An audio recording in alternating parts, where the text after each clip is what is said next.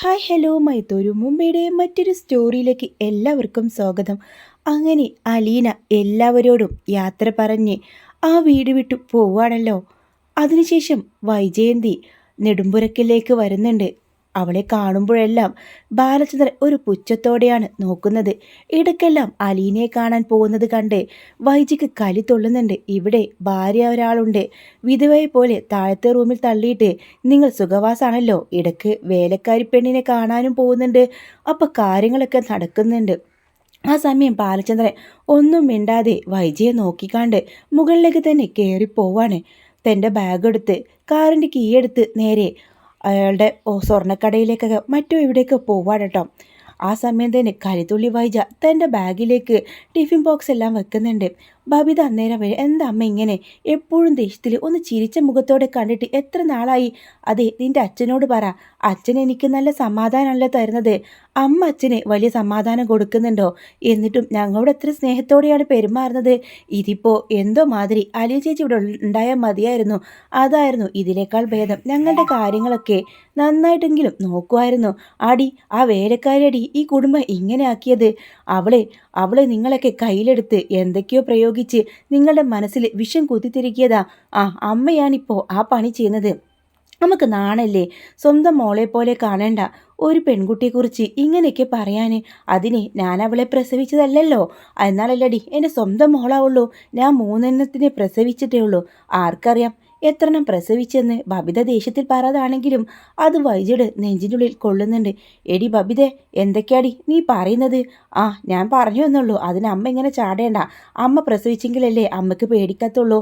അമ്മ എന്തിനാ ആ കാര്യത്തിൽ പിടിച്ചിങ്ങനെ തൂങ്ങുന്നത്? ആ സമയം വൈജ ഒരക്ഷരം മിണ്ടുന്നില്ല കേട്ടോ.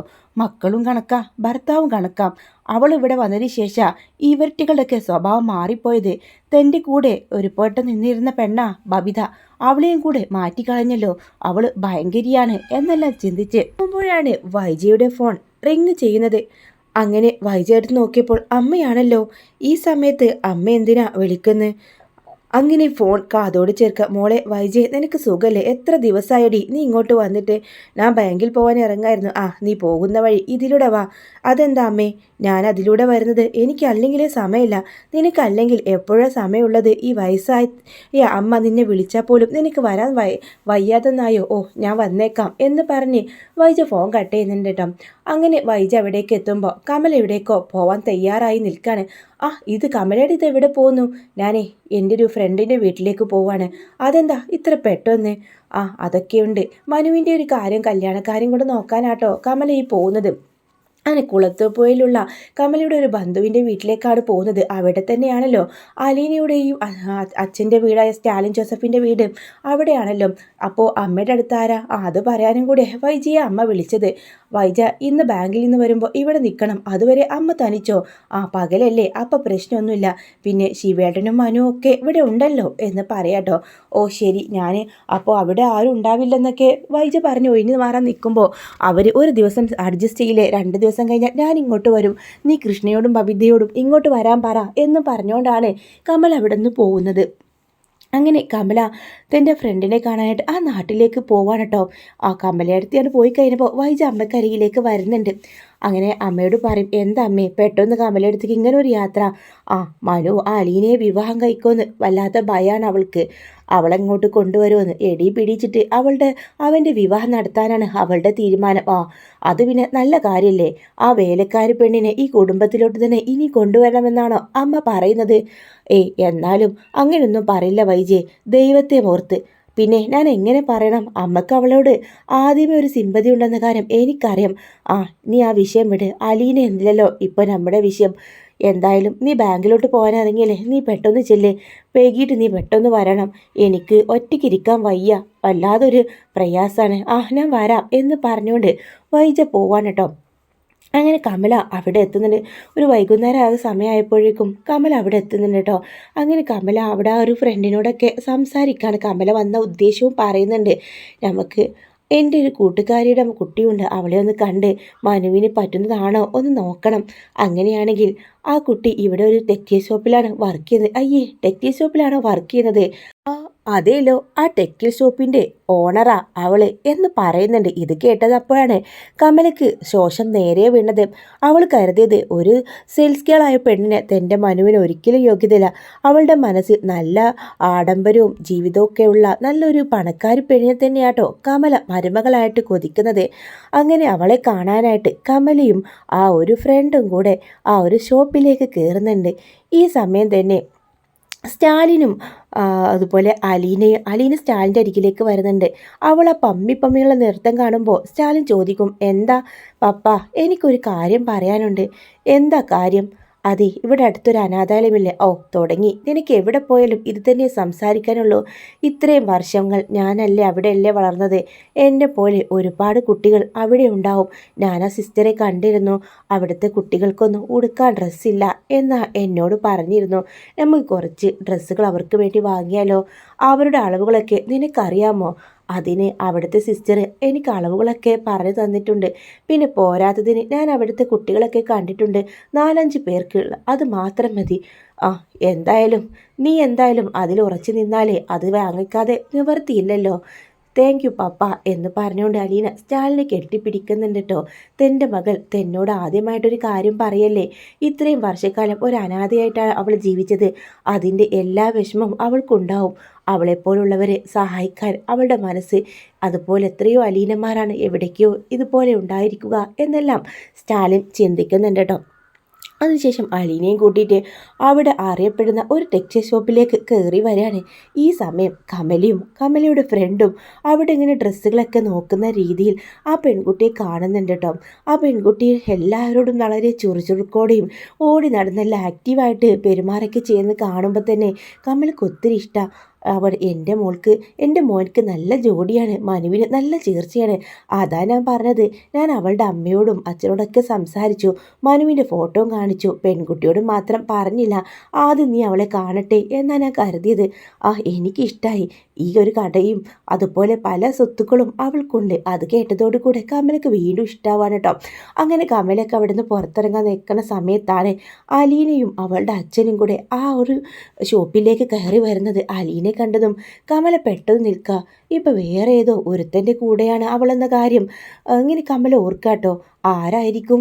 പപ്പ എന്നൊക്കെ അലീന വിളിക്കുന്ന കേട്ടതും കമല നെട്ടിപ്പോവാ. പപ്പയോ?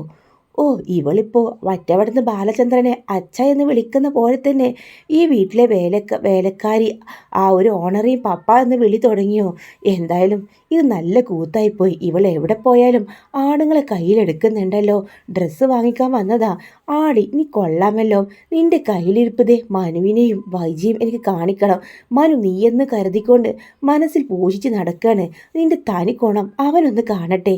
അങ്ങനെ ഫോണിൽ അതൊന്ന് റെക്കോർഡ് ചെയ്യാൻ കേട്ടോ. അവർ രണ്ടുപേരും ഇങ്ങനെ വരുന്നതും അതുപോലെ ആ ഒരു ഡ്രസ്സൊക്കെ നോക്കുകയും അച്ഛനും മകളുമാണെന്ന് അറിയാതെ കമല ആട്ടം കാണാണ്. അച്ഛൻ മകളെ ഇങ്ങനെ ചേർത്ത് പിടിക്കുകയും അച്ഛൻ്റെ ഓരോരോ കുസൃതിയും മകളിങ്ങനെ അച്ഛൻ ഗൗരവക്കാരൻ അച്ഛനെ ഇങ്ങനെ നിൽക്കണം മുഷിഞ്ഞ് നിൽക്കായിരിക്കും അയാളൊരു കസേരയിൽ. അപ്പോൾ അച്ഛത് നോക്കി എങ്ങനെയുണ്ട്? നീ ആ കുട്ടികൾക്കല്ലേ, നീ എന്തെന്ന് വെച്ചാൽ എടുത്തിട്ട് പെട്ടെന്ന് വാ അലീന, എനിക്ക് വേറെ പണിയുള്ളൂ. അയ്യോ, അപ്പോഴേക്കും പിണങ്ങിയോ എന്നൊക്കെ ചോദിച്ച് അവളിങ്ങനെ താടിയിലൊക്കെ പിടിക്കുന്നുണ്ടൊക്കെടാ. ഇതെല്ലാം കണ്ടിട്ട് നമ്മളെ കമല ആകെ തെറ്റിദ്ധരിച്ച് അതെല്ലാം ഫോണിൽ റെക്കോർഡ് ചെയ്യണം. അതിനുശേഷം അവളിങ്ങനെ മറന്ന് വീഡിയോ ചെയ്യാട്ടോ. അങ്ങനെ എടി അലീന, നിൻ്റെ കഥ തീർന്നടി. നീ എൻ്റെ മകനെ കല്യാണം കഴിച്ച് അവിടെ രാജകുമാരിയായി വാഴാന്ന് നീ കരുതിയോ? എന്നാൽ നടക്കത്തില്ലടി എന്ന് പറയാണ്. അങ്ങനെ അലി 2-3 കവറിലെ ഡ്രസ്സുകളൊക്കെ വാങ്ങി പുറത്തേക്ക് പോകുന്നവരെ കമല പുറകെ തന്നെയുണ്ട്. ഇവളെ പിടിച്ചത് പുളിങ്കൊമ്പിലാണല്ലോ. ഓ, ആ ബാലചന്ദ്രനും അവൾക്ക് ഒരുപാട് കാശ് കൊടുത്ത് കാണും. ഇപ്പത് വേറൊരുത്തം ഇവളുടെയൊക്കെ ഒരു യോഗേ എന്നൊക്കെ ചിന്തിക്കുന്നുണ്ട് കേട്ടോ. അങ്ങനെ കമല ഇങ്ങനെ അലീനയെ ശ്രദ്ധിക്കുന്നത് കാണുമ്പോൾ ഈ ഫ്രണ്ട് ചോദിക്കും, ആര് കമല അത്? അതെ, ഞങ്ങളുടെ വീട്ടിൽ വേലക്കാരായി വന്നവളാ. എന്നിട്ട് എന്തെല്ലാം പുകില അവിടെ ഉണ്ടാക്കി. അവിടുത്തെ മുതലാളിമാരെ വളർത്തില്ല ഇവളുടെ പണി. ഇപ്പത് വേറെ ഏതോ ഒരു മുതലാളി അവളുടെ കീശയിലായിട്ടുണ്ട്. ചിലരിങ്ങനെ തന്നെയാ. ആണുങ്ങളെ കുപ്പിയിലാക്കാൻ അവർ മിടുമിടുക്കന്മാരായിരിക്കും എന്ന് ഇവർ പറയാട്ടോ. അങ്ങനെ ഫോണിലെ വീഡിയോയിലേക്ക് നോക്കിയിട്ട്, എടി നിനക്കുള്ള പണി വരുന്നുണ്ട്. എന്തായാലും വൈജയ്ക്ക് ഇത് ചൂടോടെ കാണിച്ചു കൊടുക്കണം. വൈജാണെങ്കിലും സ്റ്റാലിനെ കണ്ടാൽ തിരിച്ചറിയുകയും ചെയ്യും. എന്നാൽ ഈ കാര്യങ്ങളൊന്നും കമലക്കറിയില്ല. അങ്ങനെ കമല നാട്ടിലെത്തുന്നുണ്ട് കേട്ടോ. അങ്ങനെ അമ്മ ഇത്ര പെട്ടെന്ന് തിരിച്ചു പോന്നോ എന്ന് മനു ചോദിക്കുമ്പോൾ അതെന്താടാ, ഞാൻ അവിടെ തന്നെ നിൽക്കണമായിരുന്നോ? എന്താ വലിയ സന്തോഷത്തിലാണല്ലോ. അതെ, വലിയ സന്തോഷ. എത്രയും പെട്ടെന്ന് കല്യാണ ചെറുക്കനായാണെ ഒരുങ്ങിക്കോ. ഇത് കേട്ടാ മനു ആകെ നെട്ടുന്നുണ്ട് കേട്ടോ. അങ്ങനെ ശിവനും ചോദിച്ചു, നീ എന്തിനാ ഇത്ര ധൃതി പിടിച്ച് അവിടേക്ക് പോയത്? ഏത് എൻ്റെ കൂട്ടുകാരിയെ കാണാനാണ്. പിന്നെ മനുവിന് നല്ലൊരു വിവാഹാലോചനയും വന്നിട്ടുണ്ട്. പെൺകുട്ടിയെ ഞാൻ കണ്ടു. നല്ല ചേർച്ച, രണ്ടുപേരും കൂടെ നല്ല വലിയൊരു ടെക്സ്റ്റൈൽ ഷോപ്പിൻ്റെ ഓണറും കൂടെയാണ് അവൾ എന്നൊക്കെ പറയുമ്പോൾ മനു പെട്ടെന്ന് തന്നെ അകത്തേക്ക് അങ്ങ് പോകുന്നുണ്ട്. എന്താ കമല്, അവൻ പറഞ്ഞല്ലോ ഇപ്പോഴൊന്നും അവനക്ക് വിവാഹം വേണ്ടെന്ന്. പിന്നെ എന്തിനാ നീ നിർബന്ധിക്കുന്നത്?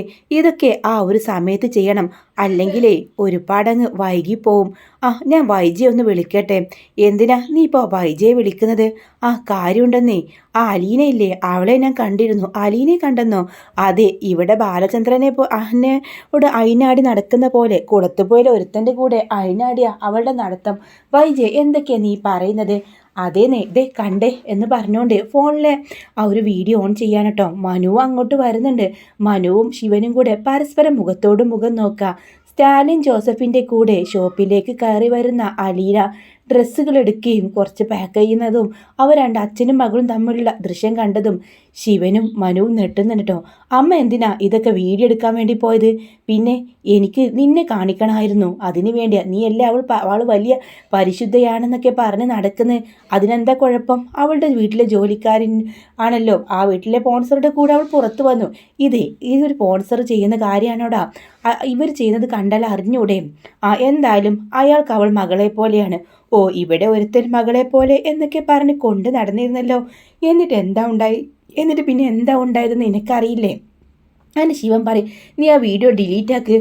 ഇത് വൈജ കണ്ടാൽ വലിയ പ്രശ്നമാവുമെന്ന് മനുവിനും ശിവനും അറിയാട്ടോ.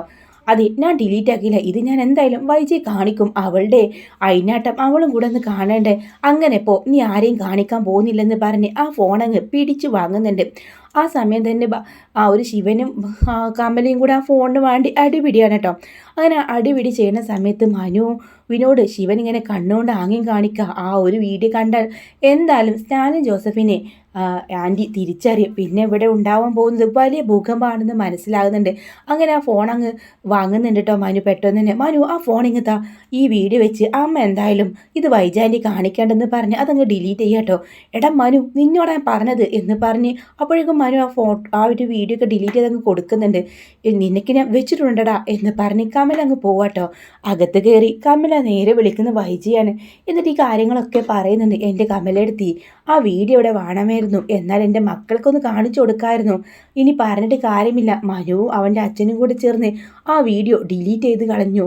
എന്തായാലും ഇതിപ്പോൾ ഇങ്ങനെ ആയല്ലോ. എന്തായാലും ഒരിക്കൽ ഞാൻ ആ നാട്ടിലേക്ക് പോകുമ്പോൾ നമുക്ക് ഒരുമിച്ച് പോകാം. അവളുടെ അയിനാട്ടം കാണാമല്ലോ. ഞാനൊന്നുമില്ല, അവളിവിടെ ഉണ്ടാക്കിയ പുകിലൊക്കെ ഉണ്ടല്ലോ, അവളില്ലാതെ ഈ വീട് അങ്ങ് ജീവിക്കില്ല എന്നായിരുന്നു അലീനയുടെ ഒരു തോന്നൽ. എൻ്റെ മക്കളെ പോലും അവൾ കയ്യിലെടുത്ത് വെച്ചിരിക്കണം. അങ്ങനെ തൽക്കാലം കമലക്ക് ആ ഒരു വീഡിയോ നമ്മുടെ വൈജി കാണിക്കാൻ പറ്റുന്നില്ല കേട്ടോ. അതുകൊണ്ട് തന്നെ വൈജി കാണിക്കാൻ പറ്റാത്തത് കൊണ്ട് തന്നെ വൈജി സ്റ്റാലിൻ്റെ കൂടെയാണ് അലീന എന്ന വിവരങ്ങളൊന്നും ഈ അടുത്തൊന്നും അറിയുന്നില്ല. പക്ഷെ അധികം വൈകാതെ തന്നെ ഈ കമല അറിയുന്നുണ്ട്. കമല അറിയുന്നുണ്ട് വൈജയുടെ മകളാണ് അലീന എന്ന്. ആരെയും അറിയുമ്പോഴൊക്കെ ആയിരിക്കും തന്നെ ആകെ ഒരു ഷോക്കാവുക കേട്ടോ. സ്വന്തം ഞാരിക്ക് പിന്നെ പെങ്ങൾ അങ്ങനെയൊന്നുമില്ലല്ലോ. ബബിതയോട് മോശമായിട്ട് പെരുമാറിയ ആളാണ്. അപ്പോൾ ആരിക്ക് വലിയ കൂസലൊന്നുമില്ല. അതുപോലെ എന്നാൽ കമലക്ക് വലിയ നട്ടിൽ ഭാവമൊക്കെ ഉണ്ട്. പക്ഷെ ഒടുവിൽ അലീനയുടെ ആ ഒരു ഇതൊക്കെ മനസ്സിലായി. ഒടുവിൽ കമല വിവാഹത്തിന് സമ്മതിക്കുന്നുണ്ട്. ഇനിയിപ്പോൾ കമല വിവാഹത്തിന് സമ്മതിച്ചില്ലെങ്കിലും മനു അവളെ തന്നെയാട്ടോ വിവാഹം കഴിക്കുന്നത്. ആ ഒരു അടിപൊളി എപ്പിസോഡൊക്കെ തന്നെയാണ് കേട്ടോ നമുക്കിനി വരാൻ വേണ്ടി പോകുന്നത്.